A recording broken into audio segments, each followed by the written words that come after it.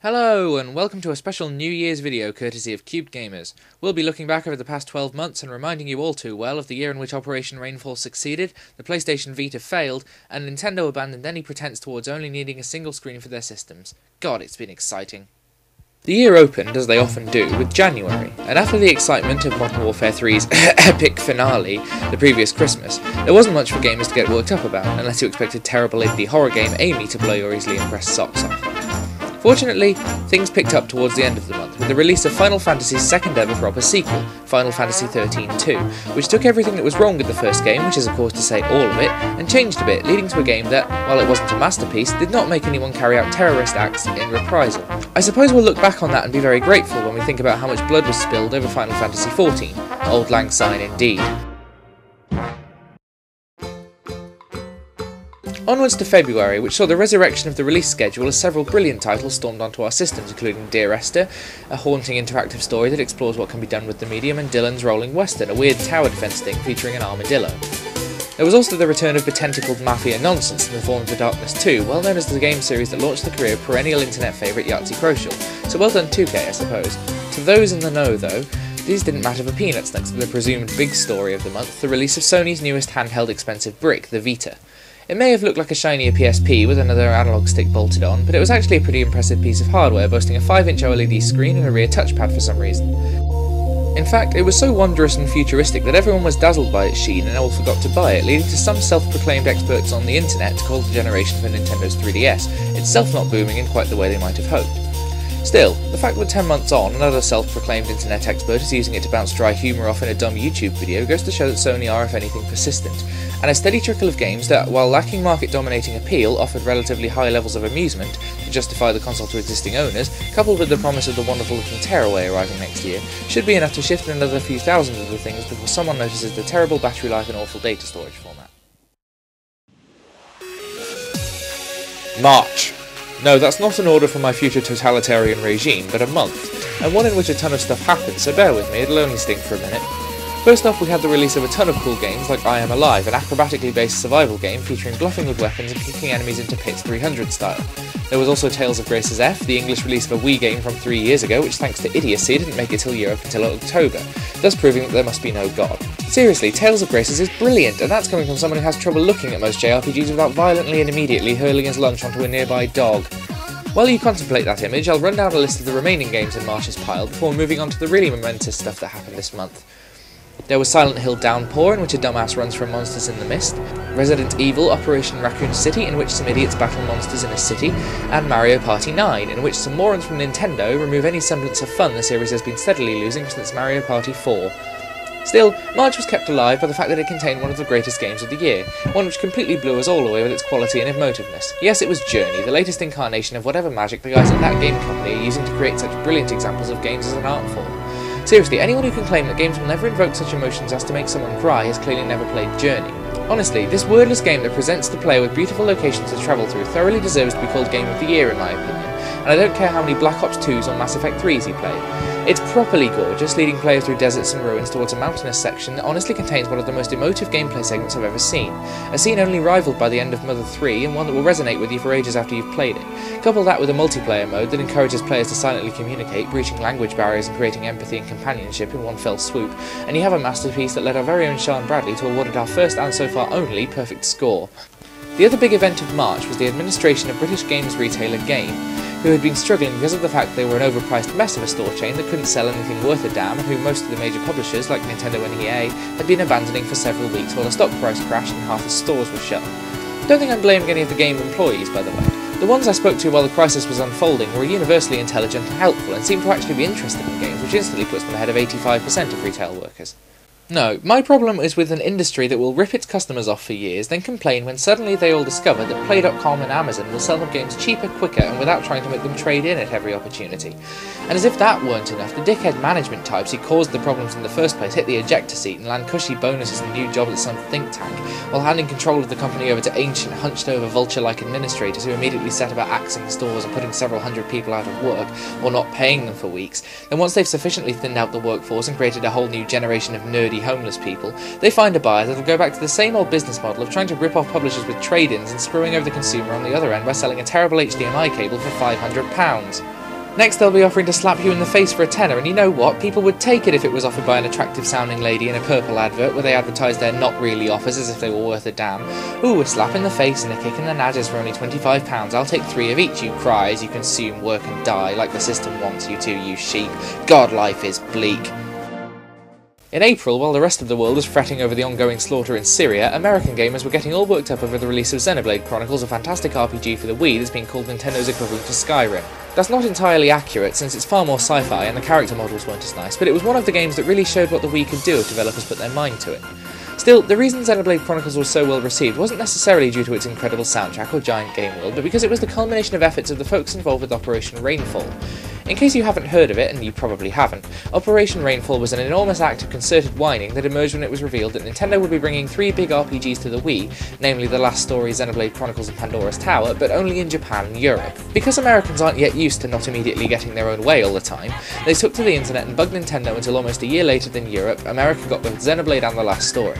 Curiously, they still haven't got Pandora's Tower, but that's okay because it was awful anyway. Even if you weren't a Nintendo fan, the month was important, whether you were into retro-style beat-em-ups like Skullgirls, odd indie platformers like Fez, or the excellent The Walking Dead adventure games by Telltale, which started in April with Episode 1. The Walking Dead centred around a man named Lee Everett, who is catapulted into a world of danger and death when the police car he is being escorted in crashes, leading to him scrabbling for a weapon while still shackled as a zombie approaches in one of the most tense and visceral action sequences you'll play all year. From there, our hero travels the Earth in a ragtag group of survivors, including one adorable little girl named Clementine. In each episode, the player must make a number of calls on who to save from various dangers, each of which has their own far-reaching repercussions. What makes The Walking Dead so great is that it avoids being another testosterone-fueled bullet fest in favour of developing and showing off relationships between the characters, which results in some fantastic writing and makes the actual combat scenes have even more impact when they do happen. You can pick up the whole series of 5 episodes from Steam for £21, which is a steal for one of the most thoughtful and clever games released in the last 12 months. In other words, it'll enhance your brains. While strolling through the park one day, all in the merry month of May, I noticed that nothing of much importance was being released because everyone was gearing up for the following month's E3, and we'll have more on that later. Still, there was one title worthy of note, The Unforgiving Sniper Elite 2, which tasked the player with carrying out realistic sniping missions like disrupting supply chains, assassinating Nazi leaders, and blowing up missiles by shooting them in the fuel cap. Okay, so perhaps it's strayed into the realm of Michael Bay from time to time, but the shooting mechanics were superb, and if you can pick it up cheap, it'll kill at least a few hours between the cradle and the grave. June was the big one as usual, with the E3 conference opening on June the 5th and managing to let down a lot of people with its surprising lack of any enormous reveals, at least from the main console manufacturers. We already knew about the Wii U and only learned a few things like Pikmin 3, which still aren't out by the way, and although there was an excellent teaser for Zombie U, the music was the best part about it and the game itself didn't end up doing too well. Sony showed off a big range of trailers for already announced titles, and to their eternal credit, they did at least try to revive the Vita, with an exclusive Call of Duty and Assassin's Creed installment, so you can't fault them for trying. Despite taking place at the unearthly hour of 2 AM for us Europe-dwelling losers, the Sony conference brought us one of the most fantastic games of the show, namely Beyond, the latest release from quirky and inventive developers Quantic Dream, the team behind the bizarre Fahrenheit, that's Indigo Prophecy if your country is a declining world power, and the densely atmospheric Heavy Rain. See what I did there? Dense atmosphere, rain, no? Oh, piss off. Microsoft showcased another installment in 2 bloated shooter franchises, namely Halo and Call of Duty, with Halo 4 and Black Ops both being shown at their conference. Unfortunately, they had absolutely nothing else worth mentioning except for their terrible Wii U rip-off called Smart Glass. But aside from the relative lack of content, it was the Microsoft conference which brought an air of controversy to proceedings. First because of person I can't call a treasonous scumbag for libel reasons Oliver North providing the voiceover for the Black Ops 2 trailer, and then a major hit for women's issues when Lara Croft, traditionally a strong female character who can take care of herself, was nearly raped in the trailer for her latest game, the confusingly titled Tomb Raider. Now, we can debate the specifics of each case as much as we want, and God knows that's been done a lot, but the issue that really bugs me here is reboots. Developers and publishers. Is it really so hard to come up with subtitles that mean you don't have to give your new games generic titles that are the same as the old ones? It's not so bad when there are nearly 2 decades separating the games, like with that Mortal Kombat reboot from 2011, but some things just don't need to be messed with. The most egregious example of this is Need for Speed Most Wanted. I can't comprehend at all why they've done this because it seems completely thick, but there are 2 games on the same generation of consoles, both called Need for Speed Most Wanted. Why? It's needlessly confusing, it has no benefit for anyone, and all it does is make pedantic and idiosyncratic critics on the internet shout at you. If that was your aim, then mission accomplished I suppose, but you'll have done serious harm to your reputation in the process. Getting back to E3, the most surprising reveal of the show wasn't Pikmin or any of EA's offerings like SimCity, but the fact that by far the clear winner of the show was Ubisoft, who by virtue of being not tied to new hardware like Sony and Nintendo, while simultaneously being able to present a conference without the use of Usher like Microsoft, pulled it out of the bag, presenting several great looking games for all types of gamer, including Far Cry 3, Rayman Legends, Assassin's Creed 3, and one entirely new IP, Watch Dogs.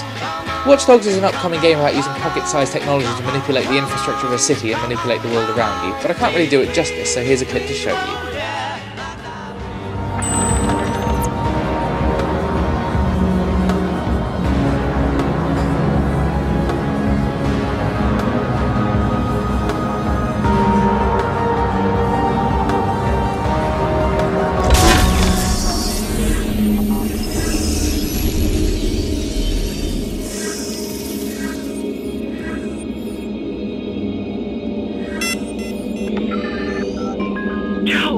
Joe, it's your guy. He's here. He's at your show. What guy? Aiden Pierce. I see. He has some balls, doesn't he? You make sure he stays there. I don't want him leaving. I'm driving over now. We'll be there in a minute. I've already got security on it. He's not going anywhere.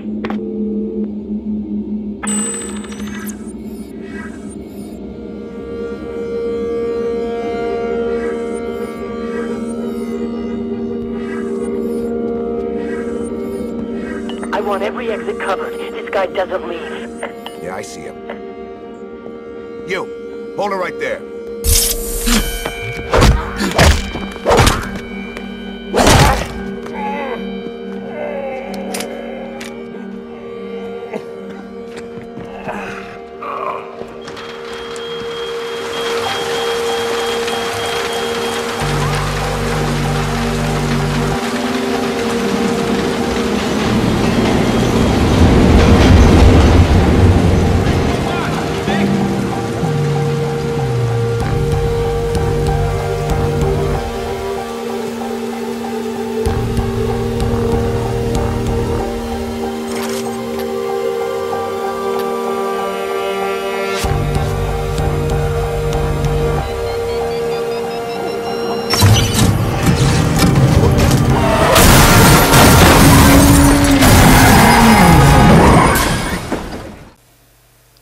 Wasn't that fantastic?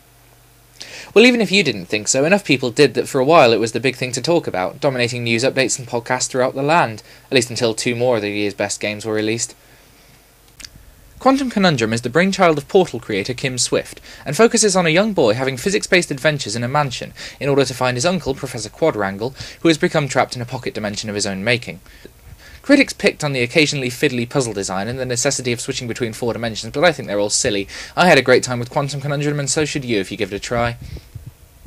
The other big title in June had a much darker tone.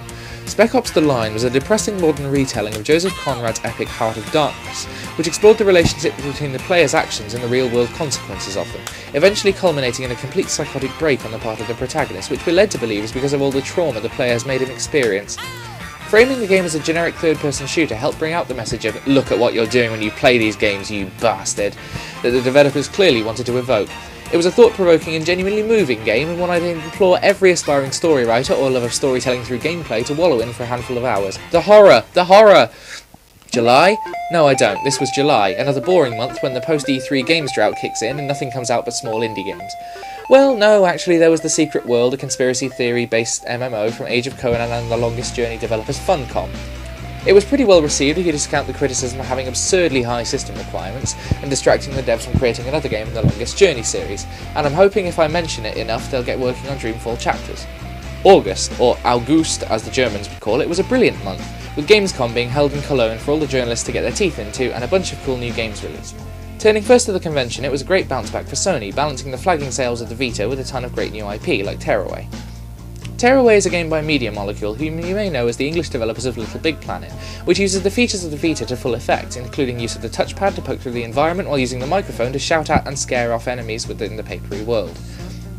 Second on the list of new properties was The Puppeteer, a bizarre PS3 title making great use of Move to bring a stage to life, as well as being one of the notably few games to use 3D to any great end, apparently due to the developers using a method that doesn't result in reduced frame rate, so hurrah to them.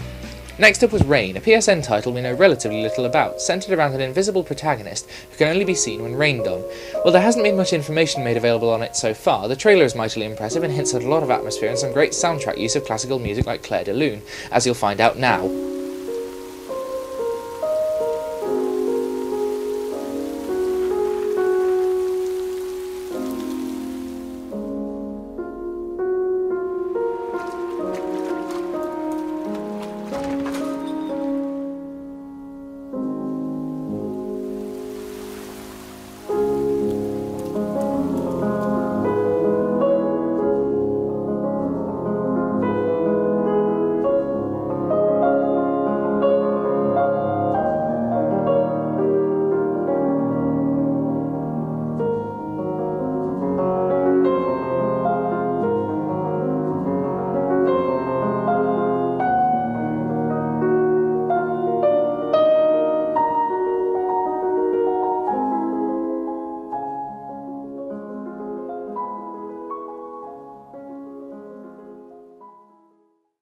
Sony wasn't the only exhibitor at the show, and Capcom has something special to pull out of the bag by way of Remember Me, a project not at all related to Robert Pattinson, but which features a future dystopia, memory control and a female protagonist, all things I love to see in games, and a project which should prove promising. It's due out in May next year. But what about the games actually released in August? Well, there was Sleeping Dogs, sort of Grand Theft Auto set in Hong Kong, which I can't really comment on because I haven't played it.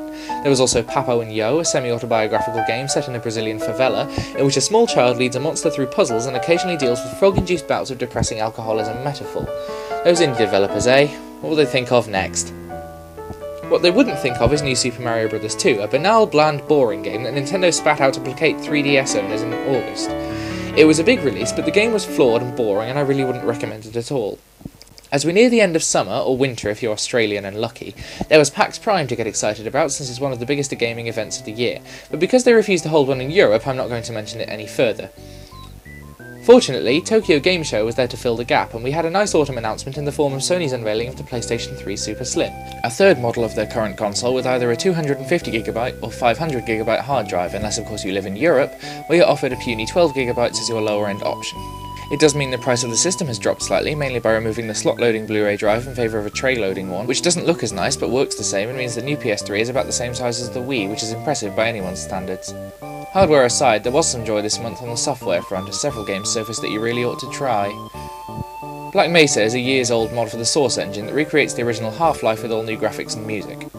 Well, it's finished now, and it's a technological achievement that really should be admired, plus it's free, so you really have no excuse. Released the same day as Black Mesa was FTL Faster Than Light, a dull-looking but strategic and surprisingly entertaining space simulator that involves top-down combat along with resource management and interstellar diplomacy. It's very encouraging to see a game harken back to days gone by that aren't Doom, and it's so cheap on Steam that you'd be a complete fool to miss it. Later on there was Kirby's Dream Collection, a celebration of the Pink Blob's adventures over the last 2 decades that included an impressive amount of content for a Wii game, like episodes of the anime as well as several old titles in the series. Unfortunately, it's not been released in Europe yet, and the way the Wii's going by this point, it's unlikely it will be, but if you're in North America or Japan, you really should give this one a try. Finally, falling very firmly into the interesting but not all that good category of games, Tokyo Jungle was released on PSN to a mass response of "whir" from gamers and critics alike, as they ran around a post-human Tokyo as a Pomeranian among other animals. It wasn't wonderful, but it's so strange you should give it a go anyway, because you certainly won't forget it in a hurry. As we move into Q4, as tossers would call it, we run into the usual late-year glut of releases that keep critics like me abominably busy for several weeks. Alongside HD re-releases of Sonic Adventure 2 and Nights into Dreams from Sega, there was a return of familiar cockfighting action in Pokemon Black and White 2. Although everyone keeps banging on about shaking up the formula and adding a ton of new content, I didn't get that impression when I played White 2. I found it just as dull as Pokemon's been since Ruby, and certainly not worth the £35 I paid for it. It might be something to do with feeling nostalgic for the other games, but I just couldn't get into it. Still, it's likely to be the last important DS game, and if you like the previous two, you'll probably like this one as well. Also underwhelming this month was heavily hyped Sneak 'em Up Dishonored, a steampunk stealth game from Arcane Studios and Bethesda that attempted to work seamless assassinations as an option in a game where you were supposed to work your way through bloodlessly. The problem with it was that it became very difficult not to kill people because the environments were so linear it was often a choice between charging sword first into a guard's neck or trying to knock him out, which usually resulted in a fatality anyway when you realised you could just throw their unconscious bodies off a bridge, or maybe that was just me. Rocksmith was a title released in October that I was going to give some positive press to, but now that I've had to listen to its Spotify adverts several dozen times, I'm less willing to praise them for their well put together attempt to teach people guitar, and more likely to rip the developers' throats out instead. The Unfinished Swan was a brilliant idea for a paint-based indie game that was showcased on PS3 a few times this year. Well, it came out this October and it wasn't very good, so I'll move on to Assassin's Creed 3, a game about murdering British people that understandably made me feel persecuted. Not really. It was quite good graphically and reconstructed the American Revolutionary period in quite nice detail, but fell a little flat with some bug issues and underdeveloped mechanics. As of now, though, it's one of the games for grown-ups on Nintendo's newest console, so you're welcome to buy it if you like slicing up redcoats. A console launch is always an exciting thing, and this November saw the 8th generation kick off in style, with Wii U from Nintendo finally being released after a year and a half of hype. The verdict? Well, it's a very nice piece of hardware, with at least one fantastic game to its name, but is lacking titles, and the fact that it needs an hour-long download of a software update before you can play it properly has marred the launch somewhat. Still, it gives Nintendo a year's head start, and time to release other more interesting games like Pikmin 3, as well as the usual big hitters of Zelda, Super Smash Bros. And Retro Studios' new title that's in development. So far the Wii U has sold about 1 million units, which I suppose isn't bad. It certainly beats the Vita, which dropped off the face of the earth entirely after its first week on the market and hasn't recovered since. I can't see Nintendo going back to GameCube levels of sales, but nor will the Wii U probably be as successful as the Wii, which blew away all its competitors for nearly 3 years, until they realised they could do the same thing with a dorky ball on top in a so far fruitless effort to emulate the sales figures. So what else was out in November? Well, there was Paper Mario Sticker Star, a depressingly unimpressive instalment in an otherwise brilliant series of RPGs from Nintendo, the lack of a good story later being put down to Miyamoto actually listening to the ill-informed jabberings put down on Club Nintendo. Then there was Halo 4, the first one people haven't thrown a big fit over because it wasn't developed by Bungie, but which apparently turned out to be quite a big hit anyway. The big game of November was Call of Duty Black Ops 2, which as predicted sold into the millions because people like crap. I played this game most of the way through and found it to be an insultingly poorly written pile with horribly racist undertones running the whole way through and demonisation of the poor propping it all up. Now you could make the argument that it's trying to pull a Spec Ops and make the player do some self-examination, and kudos if it is, but I get the feeling the squawking fanboys who reliably buy these games every year will completely miss this and instead get lost in the unending glee the privileged brats will no doubt derive from shooting funny foreigners in the head. Basically, if you're one of the 4 people that doesn't own this game already, don't give Activision the satisfaction of adding another number to their sales figures and more ammunition for the anti-games campaigners to use. We need more Spec Ops and less of this pandering derivative nonsense that's been poisoning the industry for the last 6 years. Of course, the game that burned brightest for me in November was the wonderful and thoughtful independent game Little Inferno, a game I reviewed so glowingly I ended up on their website alongside Kotaku and Joystick in what has to be one of the biggest undeserved breaks of luck ever experienced by any living human being. The bulk of gameplay takes place in front of a fireplace in a world that's getting progressively colder. Our hero, a small boy, must order and burn items in an attempt to stay warm, all the while communicating with various individuals involved in his quest. The game doesn't stop there though. It all culminates in one of the most melancholy and beautiful endings I've seen since Limbo, and the haunting soundtrack and biting anti-consumerist humour only sweeten the deal. If you're interested, it's available now on Wii U and PC, with Mac and Linux ports to come for you contrarians out there. 'Twas the season to be jolly unless you were a gamer, because surprisingly little came out other than Far Cry 3 in December to remind us that there still is a sun out there. Gamers will instead be waiting for the usual Steam holiday sale that raids our wallets annually. I'm personally hoping to pick up LEGO Lord of the Rings among a few other things I like, but as long as you don't get Black Ops 2 you'll be alright with me. So what's changed this year? Well, Australia finally got an 18 rating for games, the PSP, DS and Wii, all widely beloved systems, drew their final breaths, and we prepared to usher in 2013, a year in which there's a strong probability of new system announcements, great games, and some not so good ones as well. From all of us here at Cube Gamers, we'd like to wish you all the best for the next 12 months, a time of excitement, uncertainty and change, but one we hope you enjoy all the same. Thanks very much for watching, and Happy New Year.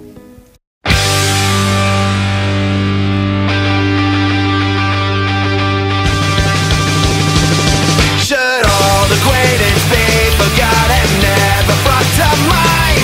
Should all acquaintance be forgotten, days of old lang syne?